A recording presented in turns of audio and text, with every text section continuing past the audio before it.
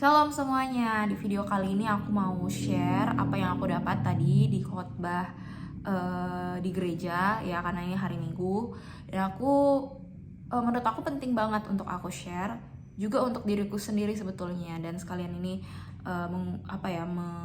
ini lagi lah ya, kalau aku bilang review ya bukan review deh, ya kita merenungkan kembali begitu ya. Aku pribadi merenungkan kembali dan aku mau share juga ke teman-teman.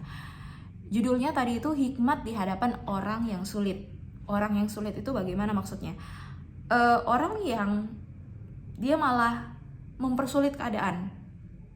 Harusnya kan kita mempermudah keadaan ya. Kalau bisa dipermudah, kita permudah situasi. Tapi orang ini malah mempersulit keadaan dan permintaannya kadang nggak masuk akal juga, atau sesuai apa yang dia mau gitu ya, tanpa mempertimbangkan saran, masukan, pendapat dari orang lain yang mungkin bisa mengarahkan dia untuk melakukan yang benar, tapi dia lebih memilih idenya sendiri dan itu nggak masuk akal, atau itu terkesan malah mempersulit seperti itu.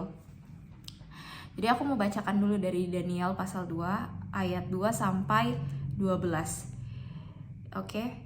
Jadi ini tentang Raja Nebukadnezar yang bermimpi ya. Lalu raja menyuruh memanggil orang-orang berilmu, ahli jampi, ahli sihir, dan para kasdim untuk menerangkan kepadanya tentang mimpinya itu. Maka datanglah mereka dan berdiri di hadapan raja. Kata raja kepada mereka, "Aku bermimpi dan hatiku gelisah karena ingin mengetahui mimpi itu." Lalu berkatalah para kasdim itu kepada raja dalam bahasa Aram, "Ya raja, kekalah hidupmu. Ceritakanlah kepada hamba-hambamu mimpi itu, maka kami akan memberitahukan maknanya."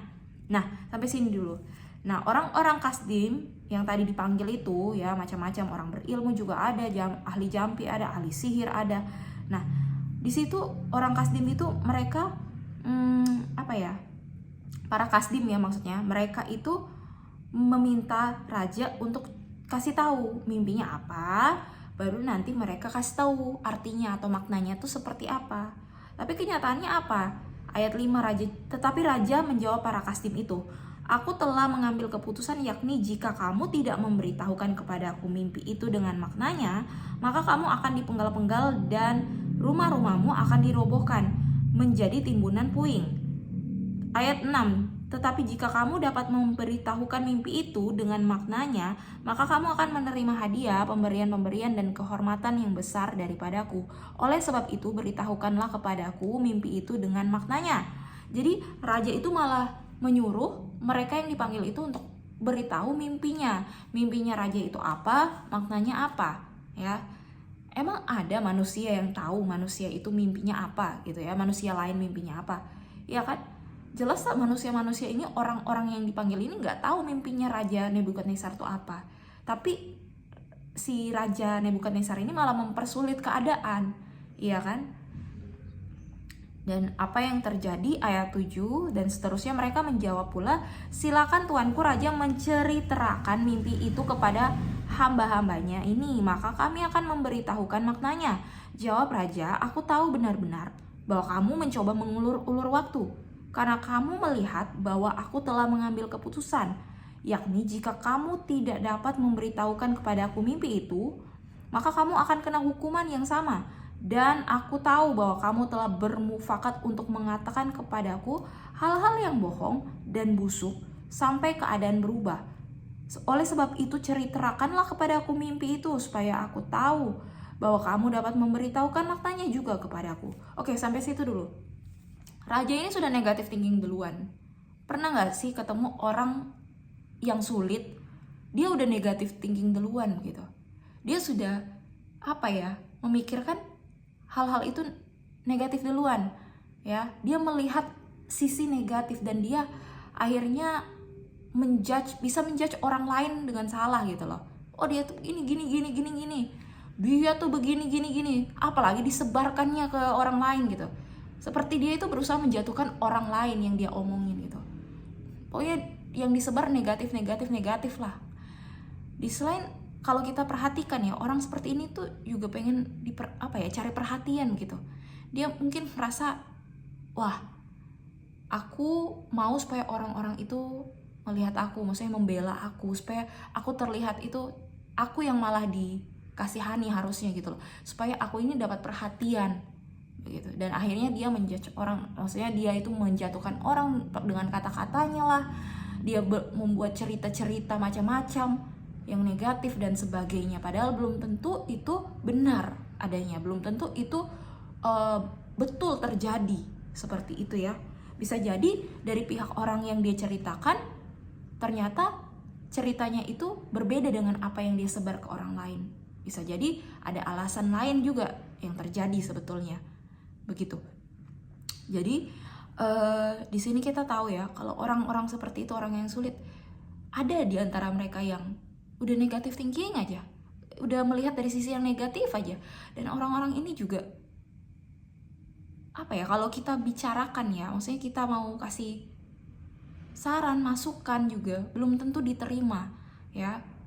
Makanya jangan selalu pakai logika dan pengalaman ketika kita menghadapi orang yang sulit. Nah ini yang aku tangkap tadi, apa yang tadi aku dapat dari khotbah di gereja, dikatakan jangan selalu pakai logika dan pengalaman, tapi tanya Tuhan, apa yang harus kulakukan, apa yang harus kamu lakukan untuk menghadapi orang itu.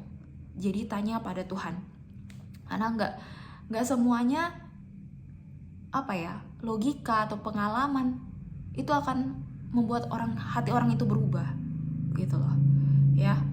Dan kita harus bisa melihat dari sisi lain bahwa ketika kita harus berhadapan dengan orang yang sulit, di situ ternyata kita itu bisa belajar banyak hal. Apa itu? Kita belajar untuk rendah hati, kita belajar untuk bersabar ya kan. Dan itu semua ada maksud Tuhan kalau kita harus menghadapi orang yang sulit ya, entah itu dalam pekerjaan, dalam keluarga, atau di lingkungan kita tinggal. Pasti ada maksudnya, tujuannya ya, supaya kita juga lebih apa ya, ya tadi aku bilang, kesabaran kita lebih ini lagi ya, dilatih begitu. Oke. Cara penyampaian apa ya, kalau kita mau menyampaikan sesuatu atau ide juga itu kita bisa, nantinya kita bisa terlatih untuk tahu kapan dan situasi yang bagaimana kita bisa menyampaikannya dengan tepat. Oke, lanjut ya. Ayat 9. Oke, ayat 10. Para Kasdim itu menjawab raja, tidak ada seorang pun di muka bumi yang dapat memberitahukan apa yang diminta tuanku raja, dan tidak pernah seorang raja, bagaimanapun agungnya dan besar kuasanya, telah meminta hal sedemikian dari seorang berilmu atau seorang ahli jampi atau seorang kasdim. Apa yang diminta tuanku raja adalah terlalu berat, dan tidak ada seorang pun yang dapat memberitahukannya kepada tuanku raja selain dari dewa-dewa yang tidak berdiam di antara manusia. Maka raja menjadi sangat geram dan murka karena hal itu, lalu dititahkannya lah untuk melenyapkan semua orang bijaksana di Babel. Nah, singkat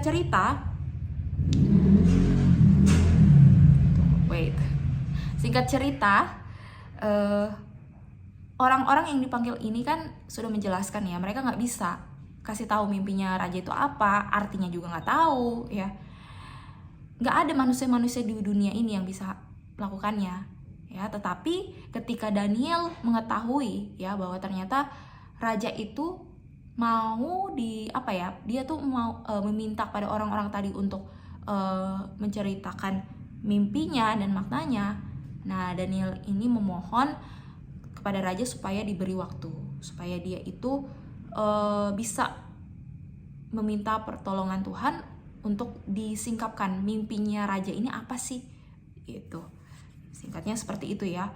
Dan apa yang terjadi, Tuhan itu Maha baik ya. Tuhan itu mendengarkan ya apa yang Daniel utarakan gitu ya, doanya Daniel begitu ya.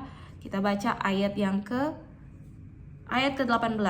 Dengan maksud supaya mereka memohon kasih sayang kepada Allah semesta langit mengenai rahasia itu, supaya Daniel dan teman-temannya jangan dilenyapkan bersama-sama orang-orang bijaksana yang lain di Babel, ya. Supaya Daniel dan teman-temannya tadi itu, orang-orang bijaksana yang lain juga, itu jangan sampai dilenyapkan di Babel. Makanya Daniel itu berdoa kan. Daniel itu memohon pada Tuhan supaya disingkapkan. Ayat 19, maka rahasia itu disingkapkan kepada Daniel dalam suatu penglihatan malam, lalu Daniel memuji Allah semesta langit, gitu.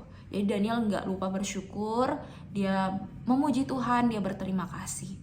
Nah, jadi teman-teman, kembali lagi tadi ya, kalau kita menghadapi orang yang sulit, kita perlu kesabaran. Dan aku belajar satu hal yang ternyata membuat aku itu introspeksi diri lagi. Jangan lari ketika kita menghadapi orang yang sulit itu, jangan kabur, tapi beranilah menghadapinya dengan cara yang tepat, ya.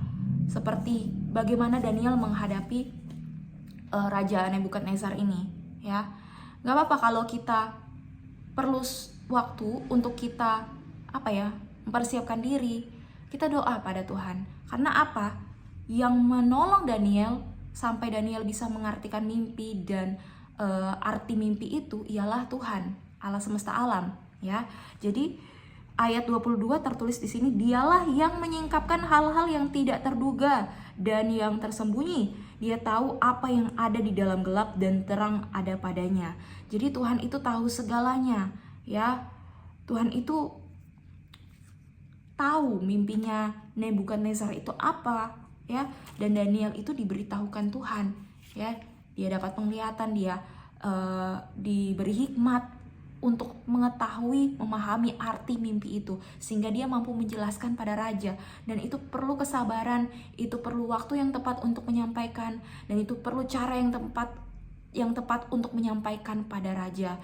Oleh karena itu, aku juga belajar ternyata jangan lari ketika kita menghadapi orang yang sulit atau sesuatu yang sulit, ya. Beranilah menghadapinya, karena ada sesuatu yang Tuhan mau nyatakan lewat masalah atau hal-hal yang terjadi di sekitar kita. Bisa terjadi di mana Tuhan itu mau menyatakan kebesarannya, Tuhan mau menyatakan kemuliaannya, ya. Ada cara Tuhan yang kita nggak bisa pahami sampai sedetail-detailnya, dimana nanti itu akan berbuah atau membuahkan hasil yang manis. Dimana maksudnya itu ada cara Tuhan yang kita mungkin sekarang kita nggak bisa memahami, tapi itu cara Tuhan yang akan menolong kita keluar dari masalah yang kita hadapi sekarang. Cara Tuhan untuk menolong kita menghadapi orang yang sulit itu. Nanti ada saatnya ketika waktu Tuhan tiba, Tuhan sendirilah yang akan bertindak, dan kita akan melihat pertolongan Tuhan terjadi. Kita akan melihat kalau aku bilang itu kuasa Tuhan itu terjadi, kuasa Tuhan yang mengherankan, kuasa Tuhan yang dahsyat, kuasa Tuhan yang membuat kita itu takjub begitu. Tuhan itu ada, Tuhan itu mendengarkan kita, Tuhan itu tahu isi hati kita, Tuhan itu tahu apa yang kita alami selama ini, dan Tuhan itu adil, Tuhan maha adil. Itu yang aku ingat, apa yang Tuhan pernah sampaikan kepada aku ketika aku masih mengalami masalah, ya, maksudnya menghadapi masalah, ya, menghadapi orang yang sulit. Tuhan itu kasih ingatin ke aku, Tuhan itu adil, Tuhan itu maha adil, ya. Jadi tetap bersabar menghadapi orang yang sulit, tetap bersabar menghadapi situasi yang sulit. Oke? Sepertinya itu aja. Jadi kita perlu hikmat dari Tuhan, miliki waktu untuk bersaat teduh, untuk duduk menantikan Tuhan, ya, duduk sujud menyembah Tuhan, menanti-nantikan Tuhan, karena itu yang akan membantu kita untuk kita tetap kuat. Tuhan akan beri kekuatan, semangat yang baru ketika kita datang mendekat pada Tuhan. Kita duduk menanti-nantikan Tuhan, kita sujud menyembah Dia. Aku yakin, aku percaya pasti teman-teman dikuatkan untuk menghadapi apa yang sedang terjadi. Terima kasih ya sudah menonton. God bless you. Shalom.